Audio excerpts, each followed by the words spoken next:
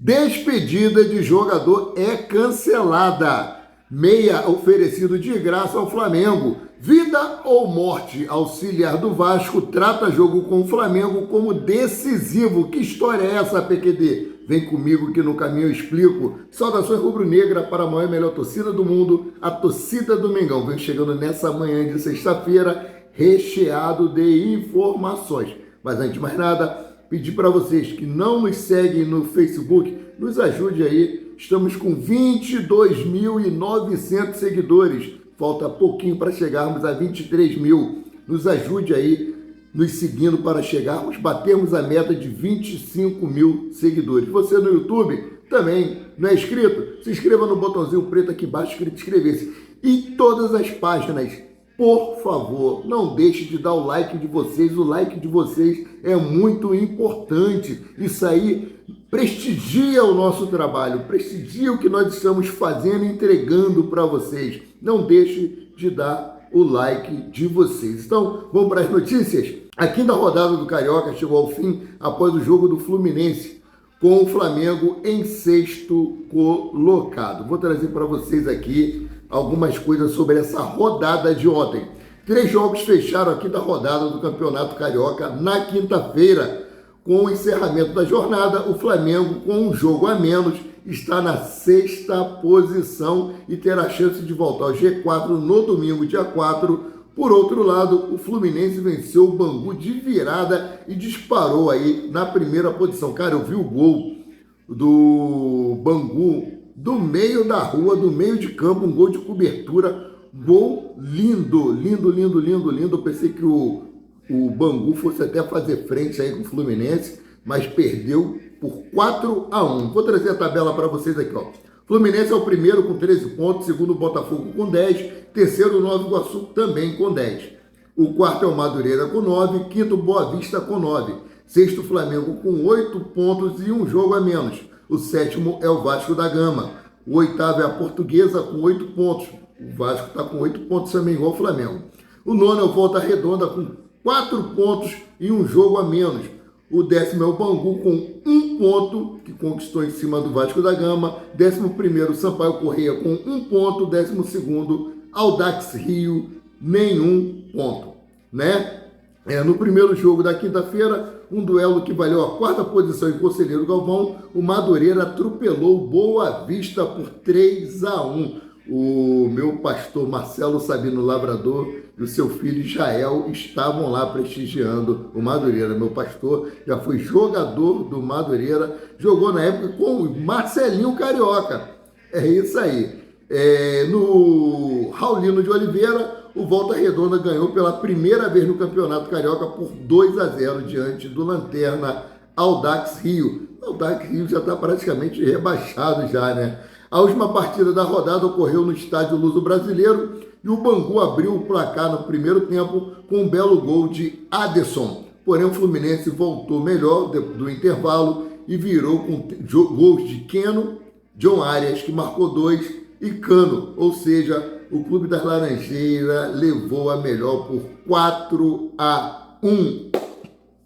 Falar agora do Flamengo? É isso aí. Após a folga de ontem, o elenco do Flamengo se reapresenta hoje no CT Ninho do Urubu, depois de um longo tempo longe dos gramados lá do Centro de Treinamento Jorge Elal. O elenco do Flamengo se reapresenta hoje às 8 horas da manhã. Quando vocês estiverem assistindo esse vídeo, os jogadores já estarão treinando lá no CT Ninho do Urubu. O Flamengo terá 2 sessões de treinos antes do jogo contra o Vasco da Gama.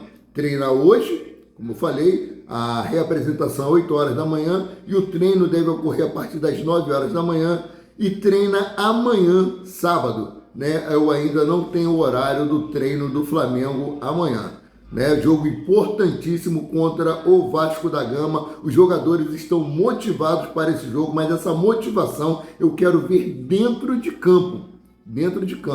Ver se eles vão colocar em prática tudo aquilo que o técnico Tite está passando para ele. Eu ouço sempre muitos amigos dizerem, rubro-negros dizerem, que o problema do Flamengo não é técnico, o problema está nos jogadores, né? Então, Matias Vinha vai jogar? Vai ser relacionado para esse jogo? Não. Matias Vinha já está aí no seu nome no BID, boletim interno diário aí.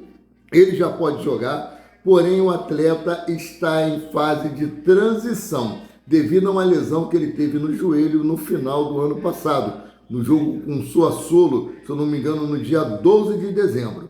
Então, para que essa lesão não se agrave, o departamento médico do Flamengo está tendo bastante cautela. Eu não vejo necessidade nenhuma também dele entrar agora. Temos aí o Ayrton Lucas na posição que está muito bem. Então, atleta em fase de transição ainda não vai ser colocado em campo. Ele não deve entrar só deve entrar em campo lá para o dia 11 ou dia 15 de fevereiro. Essa é a previsão.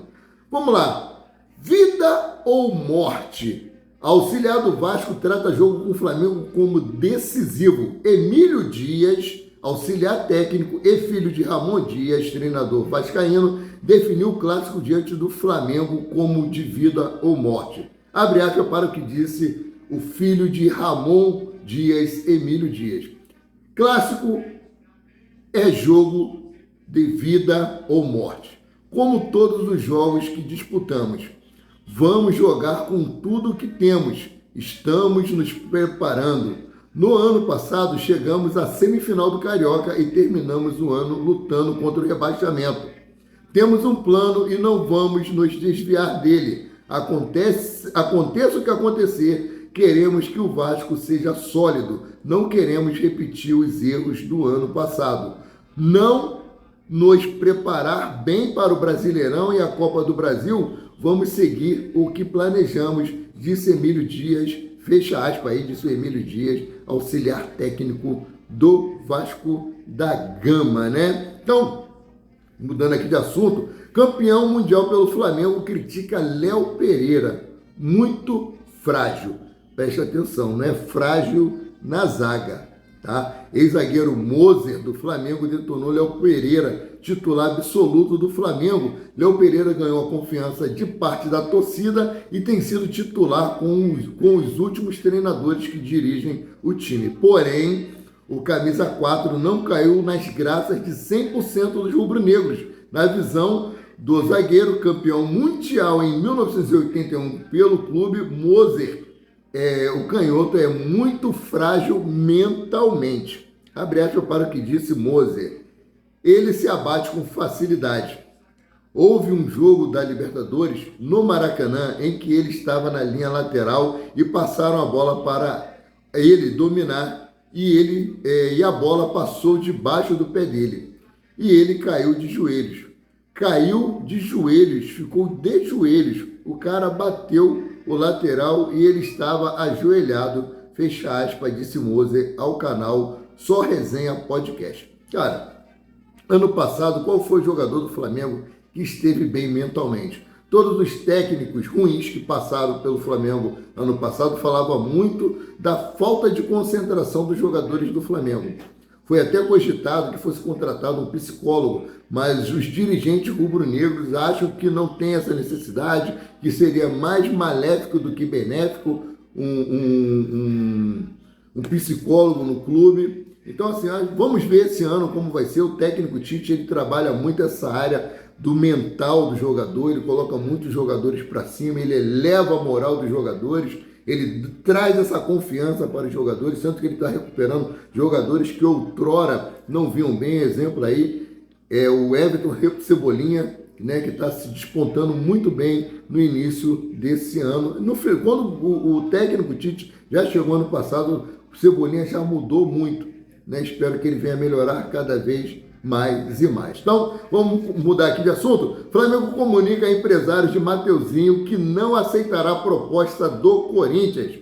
Após aí o Botafogo desistir da contratação de Mateuzinho, a tendência é que o lateral permaneça no Flamengo. De acordo aí com o jornalista Vene Casagrande, o rubro-negro avisou aos empresários do jogador que não fará negócio com o Corinthians.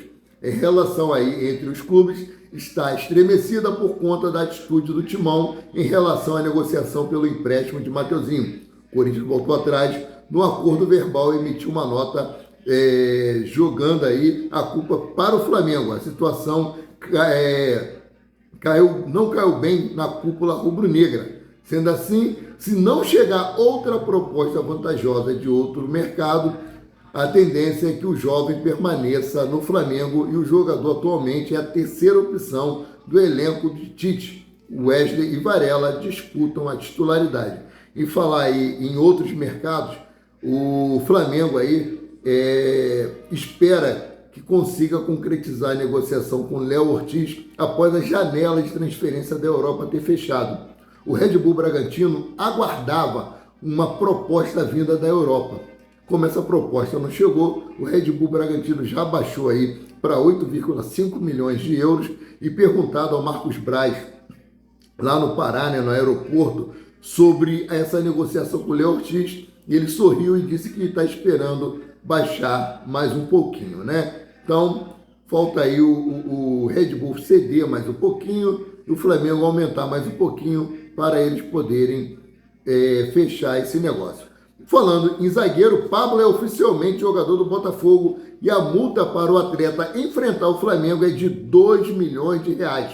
O empréstimo válido aí por uma temporada, sem opção de compra, o Flamengo pode vender o zagueiro a qualquer momento. Caso isso aconteça no período do Pablo no Botafogo, o alvinegro terá direito a uma pequena porcentagem da taxa de vitrine. O Flamengo arca aí nessa negociação com 60% do salário do jogador.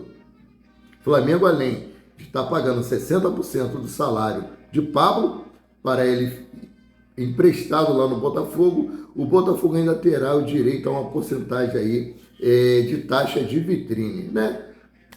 Bom, melhor do que ele ficar encostado lá no Flamengo, recebendo 100%, né? Só que essa cláusula do Flamengo aí não tem o empréstimo com obrigação de compra no final, né, desse contrato, ou seja, no término dessa temporada, o Pablo retorna para o Flamengo, caso ele não seja negociado para nenhum outro clube. Bom, mudando aqui de assunto, despedida cancelada.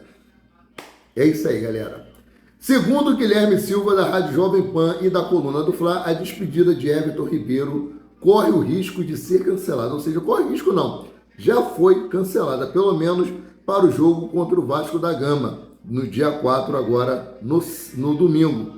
Isso porque, até o momento, não existe nada programado para o jogador esteja no gramado antes do clássico contra o Vasco da Gama. Ou seja, há um impasse aí. Por quê? O Bahia tem um jogo muito importante domingo contra o Sport pela Copa do Nordeste. E o Bahia faz questão de ter o camisa 10 para esse jogo. E eu não discordo do Bahia. O Everton Ribeiro é jogador do Bahia. O Flamengo não quis contratar. Ele merecia uma despedida à altura dele? Sim, merecia. Everton Ribeiro chegou no Flamengo em 2017, conquistou 11 títulos com o manto sagrado do Mengão. Tem ali também a esposa dele, tem os filhos que têm uma identificação muito grande com o Flamengo. Porém, o clube a qual o jogador pertence não pode abrir mão do atleta para um jogo importante, para uma despedida. É para a sua torcida. Ah, ele merece? Merece. Mas tem outras coisas. O Bahia é detentor do passe dele no momento, né? Então, despedida de Everton Ribeiro não irá acontecer diante do jogo contra o Vasco no Maracanã. Igor Coronado é oferecido ao Flamengo. Igor Coronado aí tem o desejo de atuar no futebol brasileiro, onde jamais jogou profissionalmente. Assim, os representantes do atleta ofereceram ele ao Flamengo. Porém, no momento, o clube carioca não pretende se movimentar para contratá-lo e foca em outra posição. A informação é do portal ge.globo. O clube entende que Igor Coronado é um jogador de qualidade e, inclusive, alguns torcedores fizeram a campanha pela contratação nas redes sociais. No entanto, a prioridade é concretizar a transação do zagueiro Léo Ortiz, que pertence ao Red Bull Bragantino. Além disso, os dirigentes rubro-negros entendem que o desejo pelo jogador que entende que pelo jogador vir da Liga Saudita pode render um salário muito alto. Se ele quisesse realmente vir para o Flamengo, ele reduziria o seu salário, né? Então vamos lá. Outro ponto que pesa contra a possível negociação por Coronado, de 31 anos, é o intuito do Flamengo em potencializar joias da base. Os nomes do momento são Vitor Hugo e Matheus Gonçalves e Lohan. É um reforço para a mesma posição e poderia diminuir o espaço desses jovens no elenco. Nessa parte aí eu concordo. O Flamengo priorizar os jovens da base, principalmente Vitor Hugo, Matheus Gonçalves, Lohan. Esses garotos têm muito potencial, tem que ser lapidado, tem que ganhar rodagem com jogadores mais experientes do grupo, né, para poderem despontar aí. Esses jogadores eu tenho certeza, Vitor Hugo, Matheus Gonçalves e Lohan. Anotem, se o Flamengo não os venderem prematuramente, o Flamengo vai ter 3 jogadoraços no seu elenco daqui mais 1 ou 2 anos, né? Vamos botar aí 2025, 2026, esses garotos vão estar comendo a bola e fazendo chover dentro de campo. Valeu, galera?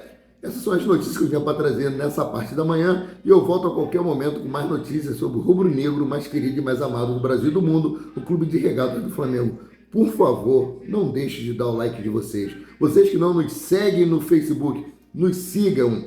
Você que não é inscrito no YouTube, se inscrevam. Valeu? Um abraço e até o próximo vídeo.